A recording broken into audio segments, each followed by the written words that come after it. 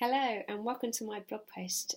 This blog is all around dating and resilience and building your resilience when you're out dating. So dating can be really tough in the sense that it's a real challenge to be putting ourselves out there all the time, and it can feel like an emotional roller coaster of kind of going out on good dates, bad dates, thinking that you're going to get together with somebody and then it doesn't work out, and kind of being dumped as well, and having all of the ups and downs that go with it. And our resilience can take a real battering, and we can feel quite down about who we are and how we show up in the world. So here are some tips to help you.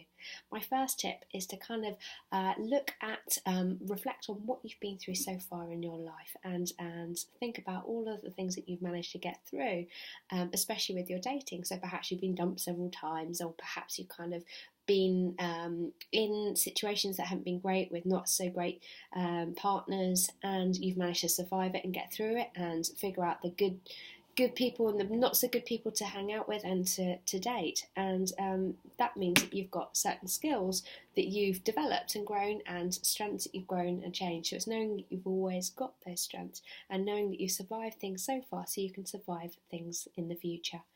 My next tip that sort of links to that is kind of looking at finding meaning in everything that's kind of happened to you up to this point.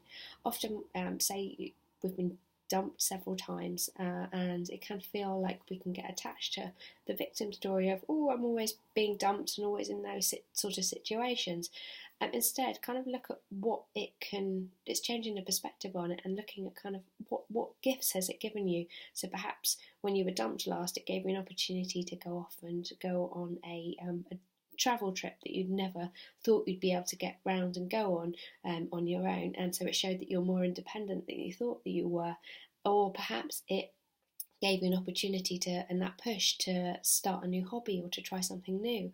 Or perhaps it showed you that you are more stronger than you think you are, and if you can survive that, you can survive other things. So whatever it is, it's kind of finding the meaning, and research shows when we find the meaning, it means that we feel better in ourselves.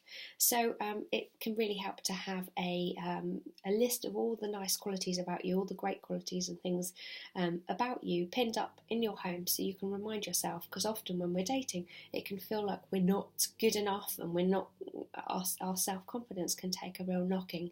So having a list of all the things that are good about you and reading it regularly and reminding yourself of all your strengths is a really helpful way of kind of changing the focus away from your negative into the positive.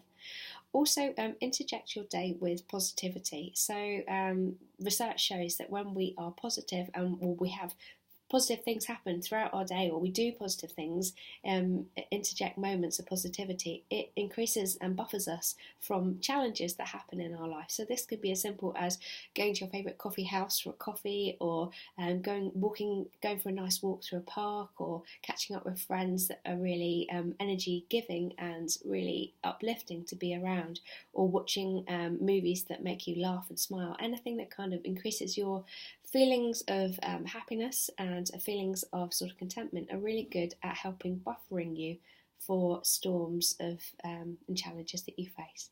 So here are a few of my tips, and let me know how you get on, and if you have any tips that you use regularly to help you with the challenges of dating and building your resilience, let me know. Thanks.